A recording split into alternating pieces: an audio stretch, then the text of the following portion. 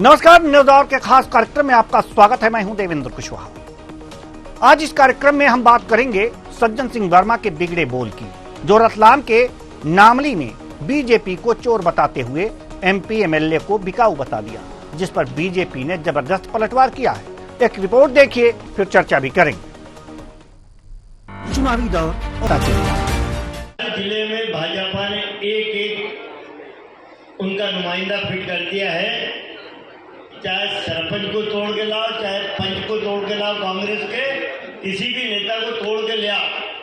वो कैलाशिया का मैं आज बयान पढ़ रहा था, मेरे शहर के ये कैलाशिया बोला हमारे दरवाजे कमलनाथ के लिए बंद है।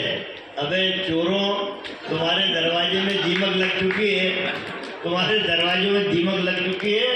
ये आने वाले चुनाव में पता चल जाएगा। ये जमात जो बैठी है ना, एमएलए बिक सकता है, सांसद बिक सकता है, लेकिन मेरे जमीन का बेचने वाला साथी ये कभी बिक नहीं सकता। और बीजेपी के चोरों सुन लो, तुम्हारे शरीर में जो खून है ना, उससे ज्यादा लाल खून मेरे कांग्रेस के छोटे कार्यकर्ता साथी में। कोशिश भी मत करना। वहीं सज्जन सिंह वर्मा के इस बयान पर बीजेपी प्रवक्ता नरेंद्र सलूजा ने पलटवार किया है। देखिए, कांग्रेस के नेता हैं सज्जन वर्मा जी, पूर्व मंत्री हैं। ये वो नेता है, जब कमलनाथ जी दिल्ली गए थे तो पीछे पीछे दिल्ली ये भी गए थे। उनका बयान भी सामने आया था कि कमलनाथ जी का मान सम्मान स्वाभिमान उपेक्षा हो रही है और जो जहां वो रहेंगे वहां हम रहेंगे। उसके बाद इन्होंने डीपी भी बदली थी, भगवान श्री राम की फोटो भी लगाई थी। और उसके बाद हमने देखा कि कमलनाथ जी का जो आना था वो अटक गया। अभी कह रहे हैं कि भाजपा के दरवाजे में दीमक लगी है, तो दीमक लगे दरवाजे में प्रवेश के लिए आप लोग सब इतना उतावले क्यों थे?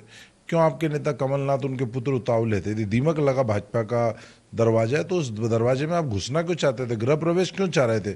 आपको गृह प्रवेश से क्यों रोक दिया गया? ये तो समझ लो कि भाजपा का दरवाजा कितना बेशकीमती है और कैसे लोगों को प्रवेश कराता है। आपको समझ जाना चाहिए कि उस गृह प्रवेश करने से आप सब लोग रुक गए। फिर वो कह रहे एमएलए सांसद बिक सकते हैं, जमीन पर बैठा कार्यकर्ता नहीं बिक सकता। तो खुद ही अपनी पार्टी की मजाक बना रहे हैं। एमएलए सांसद बिक सकते हैं तो मतलब कांग्रेस के अंदर एमएलए सांसद उनके मुताबिक बिकाऊ हैं।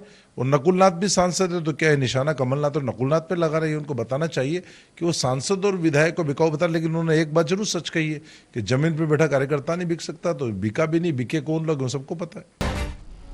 तो चुनावी राजनीति की अगर जो बात करें तो इसमें बयानों का दौर तो होता ही रहेगा। आने वाले लोकसभा चुनाव से पहले बहुत से तीखे बयान आएंगे और उसी में से एक तीखा बयान अभी भी निकल करके सामने आया है।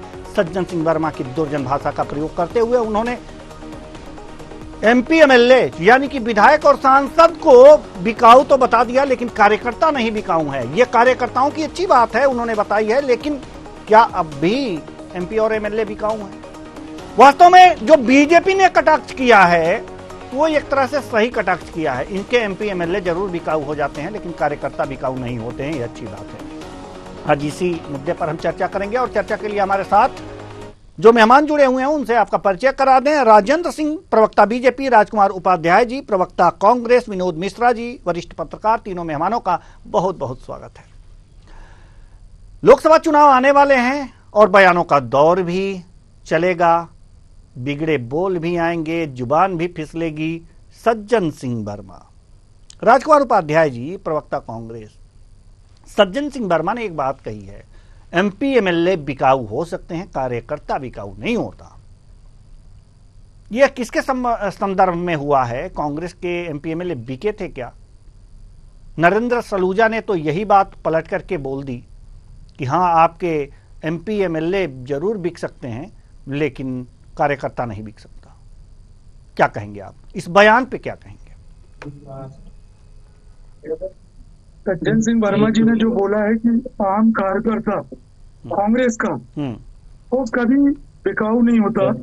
वो कांग्रेस के लिए सदैव लड़ता है, संघर्ष करता है और पार्टी के लिए हर पक्ष और विपक्ष के रूप में हमेशा उसके साथ है, विपरीत परिस्थितियों में खड़ा रहता है। और जहां तक सज्जन सिंह वर्मा जी ने एमपी एमएलए की बात कही है, तो पिछले कई हम चुनाव देख लें, चाहे मध्य प्रदेश की पिछली सरकार की भी हो, गोवा में हुआ हो, महाराष्ट्र में हुआ हो, ऐसे कई अन्य प्रदेशों में भी एमपी एमएलए जो कुछ भय दबाव से गए हैं, कुछ लालच से गए हो, कुछ बिक गए हो, जैसा कि सज्जन भाई कह रहे हैं हमारे वर्मा जी, तो ये बड़े नेता तय कर सकते हैं। लेकिन कांग्रेस का कार्यकर्ता हमेशा कांग्रेस के साथ खड़ा रहता है।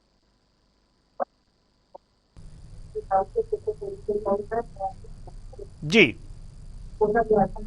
जी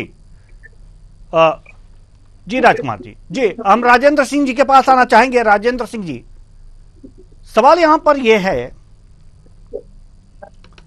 कि सज्जन सिंह वर्मा ने बीजेपी के चोरों शब्द का इस्तेमाल किया है। बीजेपी के चोरों, क्या कहेंगे आप? हेलो, थोड़ा जी प्रश्न फिर से रिपीट करेंगे? जी, सज्जन सिंह वर्मा ने जो शब्द इस्तेमाल किया है, बीजेपी के चोरों उन्होंने कहा है। एमपी एमएलए के चोरी किए हैं, शायद पहले एमएलए का चोरी हुई है इनके, बात तो वही तो नहीं कह रहे हैं, क्या कुछ दूसरी बात?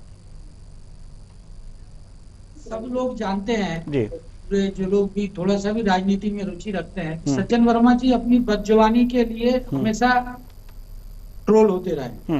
सिर्फ भारतीय जनता पार्टी में ही नहीं, वो तो उनके नेताओं को भी भरे चुनाव में उनका ऑडियो वायरल हुआ था, दिव्य सिंह को मां और बहन की गंदी गालियां बक रहे थे वो। तो ये सज्जन सिंह वर्मा जी का नेचर है। और सिर्फ सज्जन सिंह वर्मा ही नहीं, कांग्रेस की जो संस्कृति है उसमें बदजुबानी और जो संस्कार है कांग्रेस के, वो इस तरह से हम देखते रहे। कई नेताओं के ऐसे ऑडियो वायरल होते हैं जब वो गालियां देने तक से परहेज नहीं करते हैं। और जिस भाषा का उपयोग सज्जन सिंह वर्मा ने अभी किया है कैलाश विजयवर्गीय जी के लिए, इन्हीं कैलाश विजयवर्गीय जी के लिए ये चाह रहे थे कि वो उनको भाजपा में प्रवेश में मदद कर दें। तो इस तरह का जो हमने अभी तक देखा है, चाहे वो सज्जन सिंह वर्मा हो या इनके प्रदेश अध्यक्ष कांग्रेस के जीतू पटवारी हो, उनका भी एक ऑडियो काफी फेमस हुआ था जब वो लोगों से गालियां देकर प्रचार के दौरान बात कर रहे थे। तो ये इन लोगों की संस्कृति है और यही इनके संस्कार है कि ये लोग कभी भी भाषा पे संयमित भाषा का उपयोग नहीं करते हैं। ना कभी इन्होंने किसी भी वरिष्ठ नेता के लिए या सामान्य गणमान्यों के लिए इनकी भाषा हमेशा इस तरह की रही है। तो ये तो इनके संस्कार है, इसमें कोई बहुत बड़ी बात नहीं है। सज्जन सिंह वर्मा जब अपने खुद के कांग्रेस के पूर्व मुख्यमंत्री को गालियां देते हुए कहते हैं कि देख लेंगे और ये कर लेंगे, तो ये तो, और पहले पीसीसी में कई झगड़े हुए, राजकुमार भाई इस बात के गवाह होंगे कि पहले भी इनके कई ऐसे मसले हुए जब पीसीसी में इनके साथ या इनके द्वारा कई वरिष्ठ नेताओं के साथ बदतमीजी के साथ बातें की गई। चलिए ठीक है। हमारे साथ विनोद मिश्रा जी, वरिष्ठ पत्रकार, हमारे साथ मौजूद हैं। सज्जन सिंह वर्मा के बारे में, उनकी भाषा शैली के बारे में जो रतलाम में उन्होंने प्रयोग किया है, क्या कहेंगे आप? देखिए, सज्जन सिंह वर्मा हो या राजनीतिक हो, भाषा और राजनीतिका भी प्रदेश के आदर्श है। आपको जनता में एक संदेश अच्छे शब्दों का भी प्रयोग करके संदेश जा सकता है। इस तरह की लोकल भाषा का प्रयोग करिए या अमर्यादित भाषा का प्रयोग जो है नहीं करना चाहिए। कहीं आप संगठन के साथ साथ प्रदेश जो नेतृत्व छवि है, चाहे दल है, वो भी प्रभावित राजनेता है इस तरह के भाषा का प्रयोग करते हैं। तो मेरा मानना है कोई भी दल हो, दलों के नेताओं अपनी भाषा संयमित और शालीनता और यही देश की जनता के लिए। चलिए, हम आपके पास आएंगे, लेकिन राजेंद्र सिंह जी, प्रवक्ता बीजेपी, हम आपके पास आना चाहते हैं। माफ कीजिएगा राजेंद्र सिंह जी, हम थोड़ी देर बाद आपके पास आते हैं। नंबर तो है राजकुमार उपाध्याय जी का। सज्जन सिंह वर्मा जी ने जिस भाषा का प्रयोग किया है, क्या उस भाषा से आप सहमत हैं? कांग्रेस सहमत है? कांग्रेस नहीं, सज्जन सिंह वर्मा जी ने ये जो बातें कही है ये वो व्यक्तिगत भी हो सकते हैं, क्योंकि वो जानते हैं कि किस भारतीय जनता पार्टी के नेताओं ने किस सांसद किस विधायक की चोरी की है। ये चोरी कहलाती होगी, क्योंकि जब आप किसी दूसरे दल के नेता को अपने दल में ले जाते हैं, शामिल कराते हैं, तो ये एक प्रकार से चोरी है देवेंद्र जी। बिल्कुल। और आप उनको ले जाके सम्मानित कर देते हैं वहां, चाहे राज्यसभा में करें, विधानसभा में करें या लोकसभा में करें। तो जब आपके कार्यकर्ताओं को उपेक्षित करके आप दूसरे दल से नेताओं को लाके जब बनाएंगे, तो निश्चित रूप से इस प्रकार की बातें निकल के आएगी। लेकिन एक बात उन्होंने ये भी कहा ना कि एमपी एमएलए बिकाऊ हो सकते हैं, तो क्या ये कांग्रेस के संदर्भ में मान लिया जाए कि उन्होंने कांग्रेस के संदर्भ में कहा कि भले ही आप कार्यकर्ता हो, जिता रहे हो, एमपी एमएलए बिकाऊ हो सकते हैं, आप बिकाऊ नहीं हो? देखिए, कार्यकर्ता तो इसलिए बिल्कुल मैं सहमत हूँ, कांग्रेस का कभी बिकाऊ नहीं होता। लेकिन पिछली विधानसभा चुनाव में जिस प्रकार पूरा का पूरा जी कांग्रेस का एमपी एमएलए बिकाऊ होता है क्या? पिछली बार जिस तरीके से पूरी की पूरी कांग्रेस से चुने हुए लोग एक सत्ता के लालच में इस दबाव में पूरी की पूरी सरकार गिरा के चले गए, इसको लेकर भी इस संदर्भ में हो सकता है उनका ये कहना हो, क्योंकि कार्यकर्ता कभी कहीं नहीं जाता है। लेकिन अभी तक विधायक और सांसद जो हैं, चाहे किसी भी पार्टी के हों, वो जरूर इधर से उधर होते हैं। और इसके लिए लोकतंत्र को बचाने के लिए एक दल बदल कानून लागू होना चाहिए। हम तो ये भी कहते हैं, किसी भी पार्टी से हो, चाहे वो कांग्रेस से हो, बीजेपी से, अन्य किसी भी दल से हो, एक 6 साल या 10 साल का बड़ी विचित्र स्थिति है ना लिमिट होना चाहिए राजकुमार जी, कि इन बीच में चुनाव नहीं लड़ने दिया जाए। राजकुमार जी, बड़ी विचित्र स्थिति है। जी जी, हम आ रहे हैं, आपके पास आ रहे हैं। बड़ी विचित्र स्थिति है। कांग्रेस को अपने ही विधायकों का डर है कि कहीं चले न जाएं, अपने ही विधायकों को बिकाऊ कह देना वास्तव में कांग्रेस अपनी अपनी बेइज्जती कह रही है कि या बीजेपी की बेइज्जती कह रही है? हमारे समझ में यह नहीं आ रहा है। आप बताइए कि अगर आपके विधायक बिकाऊ हो जाते हैं तो इसमें हानि, इसमें क्षति, इसमें जो राजनीतिक रूप से कह सकते हैं कि हार किसकी मानी जाए? जो बिकाऊ या डर भय से जब वहां जाते हैं दूसरी पार्टी में, चाहे वो कांग्रेस से गए हो, चाहे भाजपा से कांग्रेस में आए हो, ये लोग अपने खुद के निजी स्वार्थों को लेकर जाते हैं। ये किसी पार्टी की आस्था या किसी कार्यकर्ता की भावनाओं के हिसाब से नहीं जाते। ये सिर्फ अपनी सत्ता लोभीता और अपनी रक्षा स्वयं के लिए ही ये पार्टी बदलते हैं, चाहे कांग्रेस से भाजपा में गए हो, चाहे भारतीय जनता पार्टी से कांग्रेस में आए हो। ये सिर्फ सत्ता की लोलुपता या अपनी पद प्रतिष्ठा संपत्ति को बचाने के लिए जाते हैं। अच्छा, तो क्या आप ये मानते हैं कि कांग्रेस में से जो लोग बीजेपी में गए वो अपनी पद प्रतिष्ठा और सत्ता को बचाने के लिए गए, और जो लोग जाते हैं तो क्या बीजेपी में ऐसे लोग नहीं है, उनको आप नहीं ला सकते? क्या बीजेपी में ऐसे लोग नहीं है? आए ना, हाँ, बहुत सारे लोग आए। हाँ, तो आए। हमारे यहाँ एक पूर्व विधायक आए, हाँ जी, वो भी हमारी पार्टी से अभी कांग्रेस से यहाँ चुनाव लड़े। चलिए, राजेंद्र सिंह जी कुछ कहना चाहते हैं? दोनों दलों में ये स्थिति हो रही है।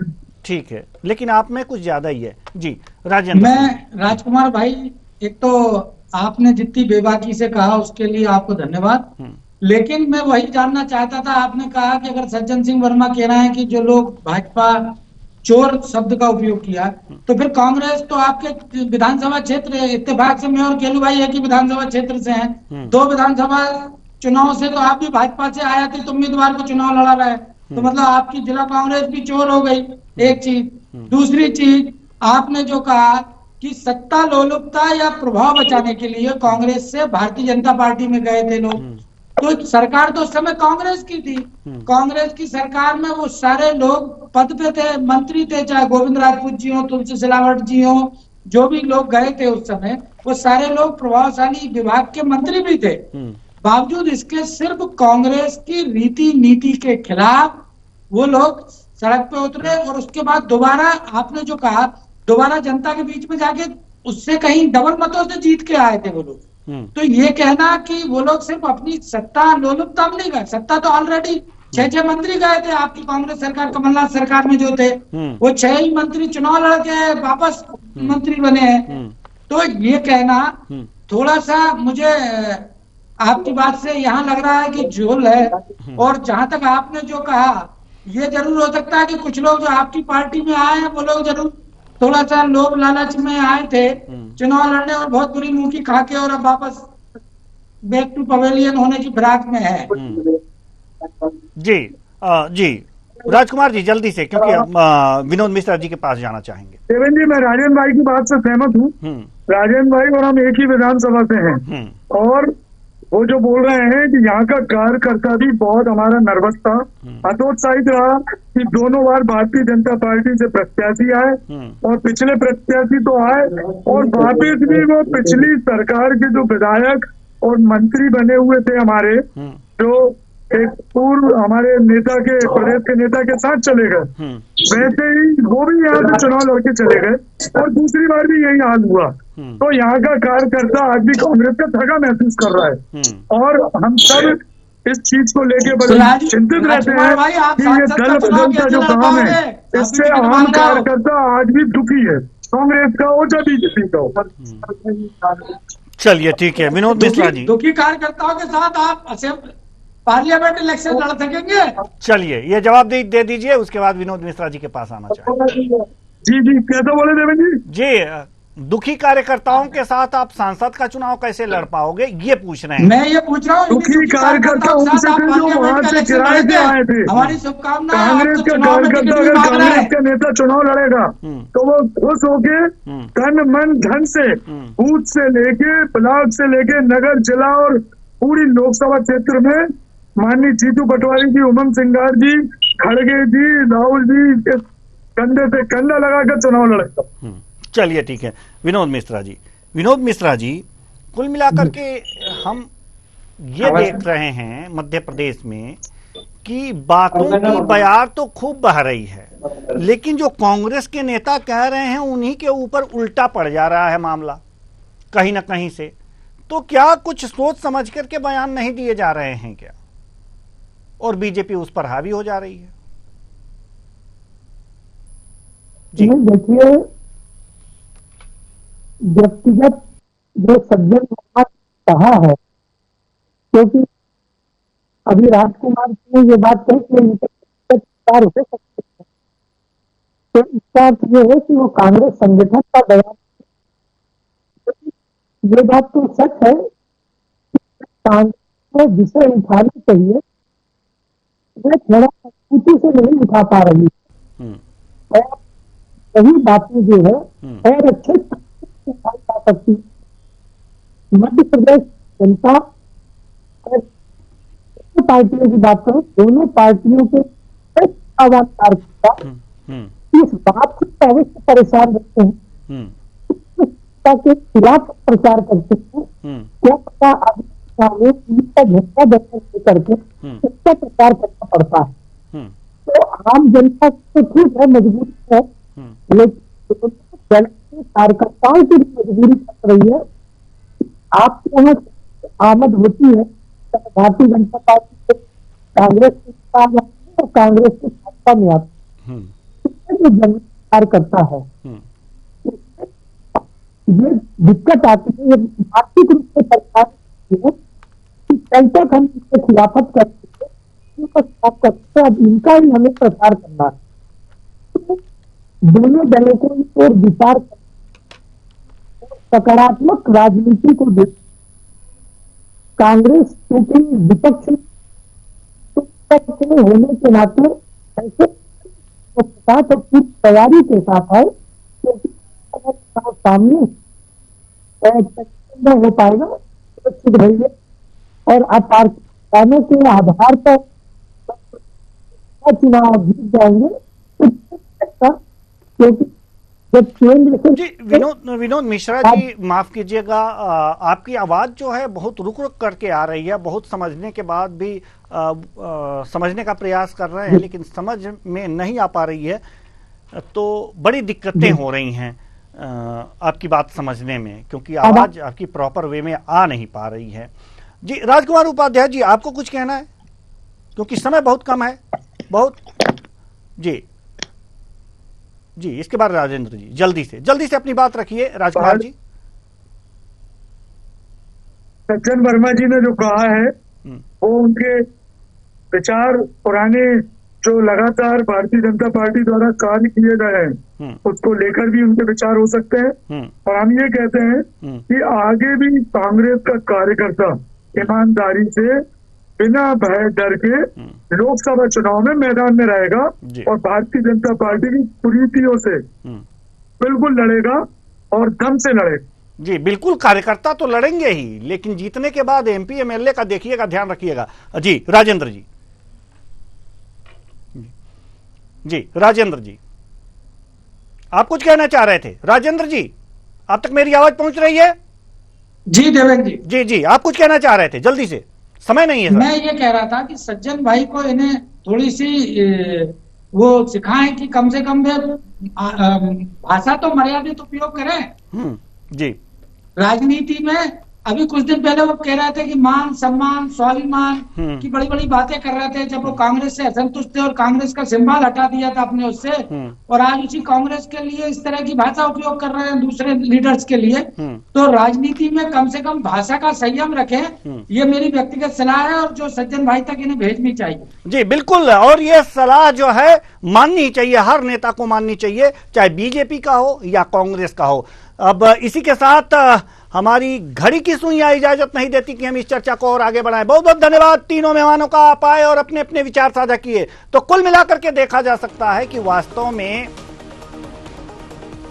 लोकसभा चुनाव आने वाले हैं और इसमें बयानों की बाढ़ आएगी। शुरुआत हो गई है, जुबान फिसलेगी, भाषाएं जो हैं वो इसी प्रकार की हो सकती हैं, कड़वी भी हो सकती हैं, मीठी भी हो सकती हैं, व्यंग्यात्मक भी हो सकती हैं, तीखी भी हो सकती हैं और बिगड़े बोल भी हो सकते हैं। लेकिन राजनेताओं को चाहिए कि एक दूसरे का सम्मान करें। एक दूसरे का सम्मान अगर जो करेंगे तो उन्हीं को देख करके जनता भी कुछ सीख लेगी। लेकिन अगर जो आप एक दूसरे के लिए अमर्यादित भाषा का उपयोग करेंगे, अमर्यादित शब्दों का प्रयोग करेंगे, तो वास्तव में यह देखा जा सकता है कि आप एक दूसरे की ही शर्ट को मैली कर रहे हैं। जनता इस बात को बहुत पूरी तरह से समझती है। फिलहाल इस कार्यक्रम में इतना ही, मुझे दीजिए इजाजत, नमस्कार।